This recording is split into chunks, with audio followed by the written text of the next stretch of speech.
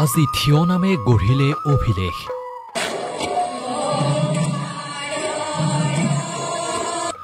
হাজাৰ আইমাতৃৰ থিয় নামৰ মূৰ্ছনাৰে মুখৰিত হ'ল হাউলীৰ চণ্ডী বৰুৱা ষ্টেডিয়াম।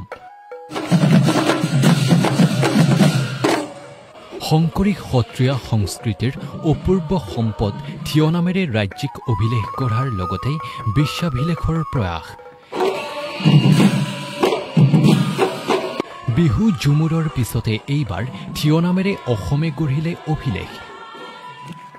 হৰিনামৰ ধ্বনিৰে মুখৰিত হৈ পৰিল ৰাজ্য।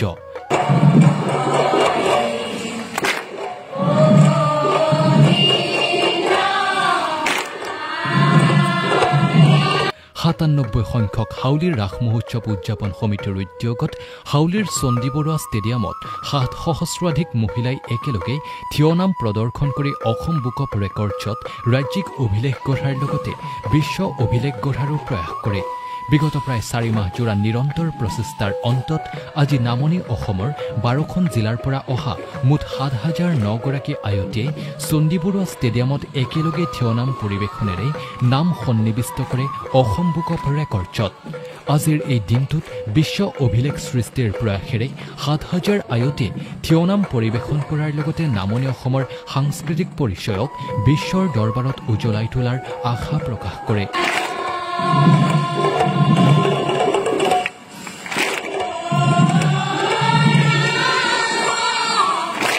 অসমৰ সংস্কৃতিৰ বৰপেৰাৰ অন্যতম সম্পদ নামক আৰু মহিলাৰ থিয় নামক বিশেষকৈ অধিক জনপ্ৰিয় কৰি তোলাৰ মানসেৰে আমি অনুষ্ঠানটো আৰম্ভ কৰিছিলোঁ। কিন্তু আমি যাওঁতে যাওঁতে পথ অতিক্ৰম কৰোঁতে আমি ৰাজ্যিক অভিলেখো আজি গঢ়িলোঁ আৰু তেওঁলোকে জনোৱা মতে আমি বিশ্ব অভিলেখো গঢ়িব পাৰোঁ। যদি আমি বিশ্ব অভিলেখো গঢ়িব পাৰোঁ, আমি ভাবিম ৰাস মহোৎসৱ উদযাপন সমিতিয়ে অসমীয়া সংস্কৃতিলৈ অলপ হ'লেও কিবা বৰঙণি আগবঢ়াব। আমাৰ গুৰুজনাৰ সৃষ্টিক আজি ১২খন জিলাৰ পৰা আয়তীসকল আহিছিলে। ৭,০০৯ গৰাকী আয়তীয়ে আজি ইয়াত বিশ্বৰ অভিলেখ গঢ়াৰ প্ৰয়াসেৰে আজি ইয়াত থিয় নাম প্ৰদৰ্শন কৰিলে। সঁচাকৈ আজি হাউলীবাসী বৰপেটা জিলাবাসী গৌৰৱান্বিত।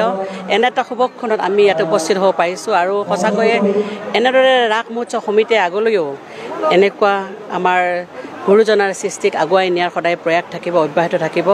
আৰু আমি সদৌ শেষত ভূপেন হাজৰিকা দেৱক আমি ইয়াতে শ্ৰদ্ধাঞ্জলি জ্ঞাপন কৰিছোঁ মানুহে মানুহৰ বাবে গীতটি প্ৰদৰ্শনেৰে। আৰু সঁচাকৈ এটা ভাল লগা মুহূৰ্ত। আমি সকলো আয়তীসকলকে শুভেচ্ছা জ্ঞাপন কৰিছোঁ, তেওঁলোকক আমি ধন্যবাদ জ্ঞাপন কৰিছোঁ। হাউলীবাসী ৰাইজৰ আজি চেষ্টাত আৰু আমাৰ হাউলী ৰাস মহোৎসৱৰ মাননীয় সভাপতি হেমেন দাস ডাঙৰীয়াৰ অশেষ কষ্ট আৰু তেওঁৰ চেষ্টাত আজি এনেকুৱা এটা সুন্দৰ মুহূৰ্ত আমি লাভ কৰিবলৈ সক্ষম হৈছোঁ। সঁচাকৈ হাউলীবাসী ৰাইজ আমি গৌৰৱান্বিত। আমাৰ হাউলীৰে এগৰাকী সমাজকৰ্মী আৰু সাংস্কৃতিক প্ৰেমী কৰ্মী আমাৰ সোণালী দাস ডাঙৰীয়ানীৰ নেতৃত্ব আছিল, বহুত তেওঁৰ কষ্ট আছিল ইয়াত এইখিনি আয়তীসকলে একত্ৰিত কৰাৰ। আমি সকলোকে ধন্যবাদ জ্ঞাপন কৰিছোঁ।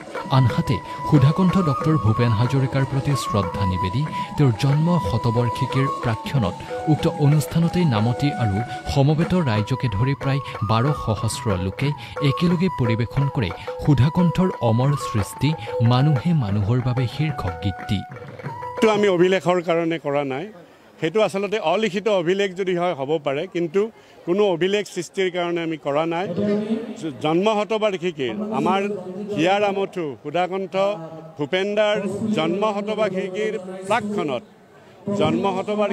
প্ৰাকখনত আমি আজি ১২ সহস্ৰাধিক লোকে তেওঁৰ প্ৰতি আন্তৰিক শ্ৰদ্ধাঞ্জলি নিবেদিবৰ উদ্দেশ্যেহে আমি অনুষ্ঠানটো কৰিছিলোঁ।